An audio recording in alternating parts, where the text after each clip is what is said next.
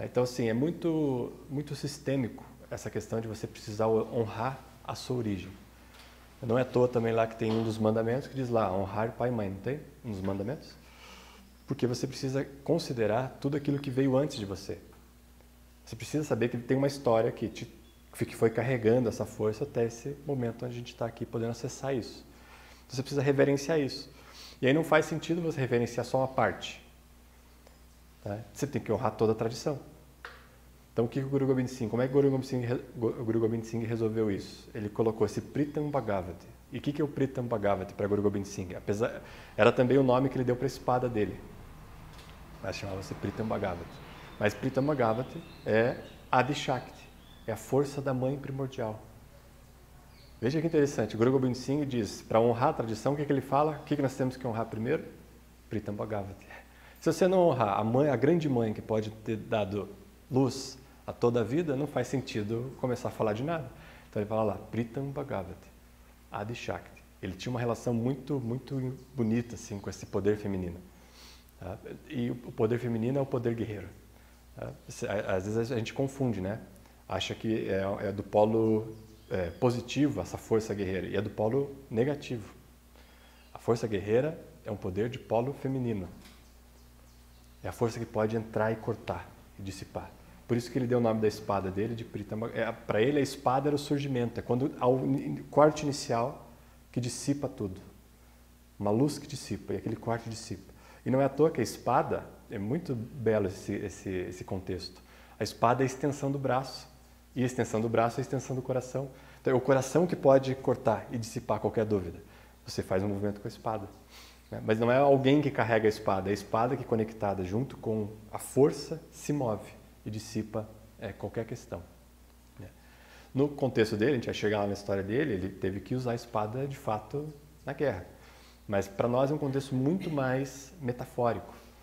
É um contexto de símbolo, a gente entender o que essa espada significa, o que é você carregar espadas. A gente vai falar aí um pouco dessa tradição que permeia esse contexto guerreiro. E para a gente ver se a gente consegue ressignificar também. Porque mesmo na Índia, as pessoas, mesmo a tradição, as que seguem a tradição de Guru Nanak, muitas delas não gostam muito de falar de Guru Gobind Singh. É curioso isso, porque tem esse aspecto da violência, de que ele participou de guerra. Então as pessoas têm um certo receio de falar, tá, mas como é que a gente vai falar de um santo que participou de uma guerra? Então eles meio que rejeitam. Então a tradição do Guru Nanak vai até um pedaço. Depois de lá, na hora que começa a tradição guerreira, eles dizem que já não é mesmo a mesma tradição. É a mesma luz que está permeando todas, né? Então, quando começa essa tradição guerreira, e eu vou dar referência para vocês aqui de coisas até que vocês não acham muito em alguns lugares, de onde começa, qual é o momento em que começa essa tradição guerreira. Mas é uma tradição que faz parte. E a gente precisa compreender o que é esse ser guerreiro. Esse é um ponto essencial para compreender e para compreender o que é o Kundalini Yoga. Porque senão você não compreende o que é o Kundalini Yoga. Se você não conseguir entender esse equilíbrio e essa fusão entre o santo e o guerreiro. Se você não compreender isso, você não entende o que é o Kundalini Yoga. E o guerreiro não tem nenhum aspecto no guerreiro de oposição. Quando vocês pensam num guerreiro numa guerra, vocês pensam que tem um exército lutando contra o outro, certo? Vamos pensar numa guerra. Então, a gente tem uma ainda que está acontecendo, né? E fora no Oriente Médio ali, tantas outras que acontecem o tempo inteiro. Numa guerra você pressupõe que existem dois exércitos um contra o outro. Não é assim que vocês pensam? Ou vocês pensam diferente disso? Quando vocês pensam numa guerra, o que vocês pensam? Dois exércitos um contra o outro, certo? Duas nações lutando uma contra a outra, ou dois contextos opostos lutando um contra o outro para decidir quem ganha e quem assume, digamos assim, o poder sobre o outro, certo? Mais ou menos isso, o contexto de guerra? É um contexto geral. Alguém tem uma visão de guerra diferente, assim, muito diferente disso? Só para eu saber. Então estamos falando mais ou menos a mesma língua, né? Estamos seguindo o mesmo caminho. No contexto do guerreiro, não é isso. O guerreiro não está contra. Numa guerra onde existe um povo que digamos assim, dominador, que vem para dominar, então, ou seja, vem para diminuir a força do outro, que é nesse contexto da dualidade, tem um lado que é assim, Agora, o outro lado não está contra esse lado. E pra gente isso dá um nó na cabeça. Como é que você faz? Mas como é que aqueles caras estavam lutando e eles não estavam contra os outros? Vocês conseguem compreender isso racionalmente? Já pensou assim, você se opor a alguém e você não está contra essa pessoa? Tá? Numa situação assim, de diálogo, isso é um pouco mais palpável pra gente. Você consegue, eu não estou com raiva dessa pessoa, só estou discordando dela. Você consegue entender. Agora imagina essa situação numa situação de guerra, onde você está com a espada na mão e tendo que cortar a cabeça do outro. E você sentindo isso. Você não está contra aquela pessoa. Você só está sustentando algo que de outro lado vem para dominar.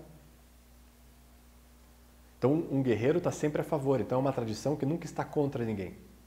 Nunca está contra ninguém. E esse é o sentido, inclusive, do nome do Guru Nanak. Nanak. Na-na-ik.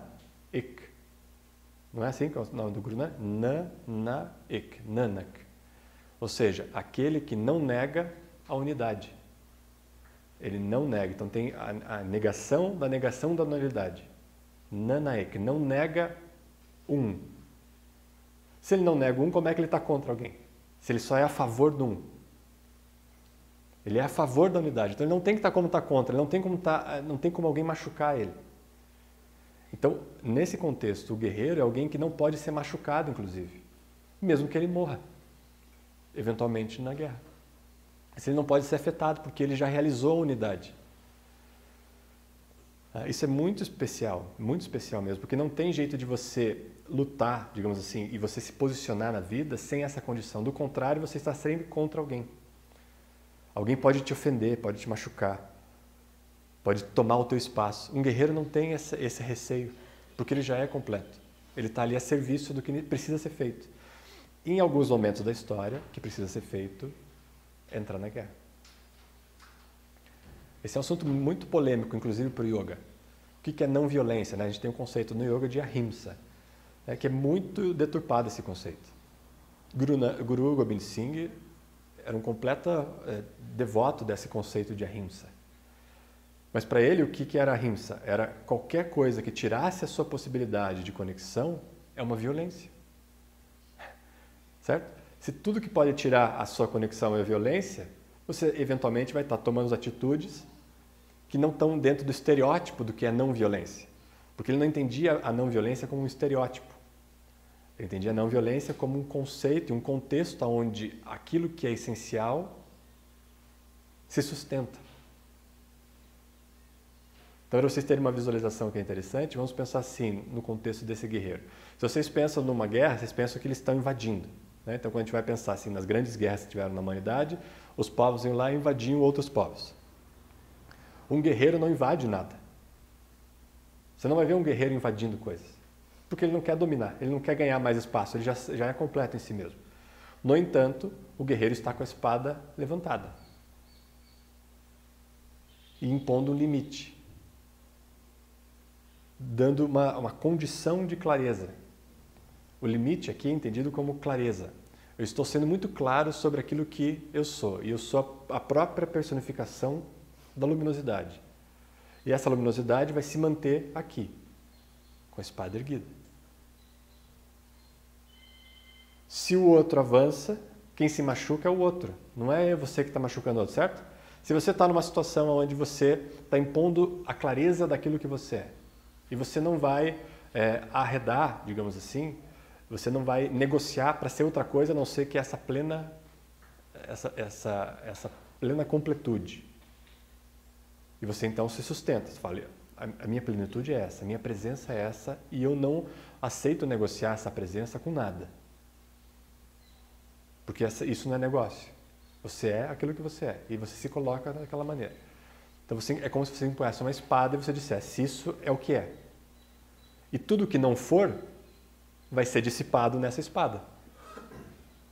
Entende esse conceito? Tudo que não é dissipado nessa espada. Não é você que vai para dissipar. É tudo que não é e que chega até você, é dissipado e quando chega no seu contexto de presença, aquilo se dissipa, porque aquilo não é. Então aquilo que não é que pode ser destruído. Um guerreiro é aquilo que é, portanto ele não pode ser destruído.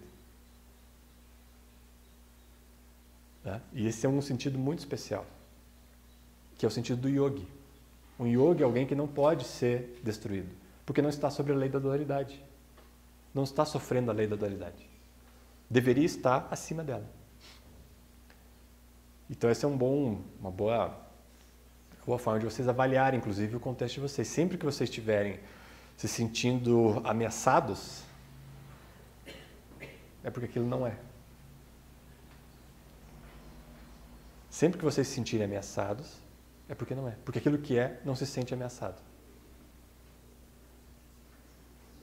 E eu gosto de dizer, porque a gente faz isso até com coisas bonitas, né? A gente fala, não lembro se eu comentei com vocês em algum momento, mas a gente faz assim com a nossa essência até, né? Você pensa, não, mas eu não vou abalar a minha essência agora está em risco se eu fizer isso, se eu fizer aquilo. Se é a sua essência, não está em risco. E se está em risco, não é a sua essência. É algo que você está projetando, é fácil saber. Se você acha que aquilo vai se abalar, é uma projeção daquilo que você pensa ser, não aquilo que é. Porque aquilo que é não se abala.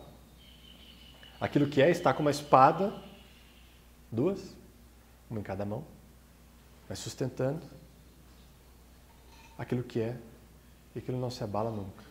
Tudo que vem de fora e que não é, precisa ser cortado na espada, que está ali, sustentando, sabe?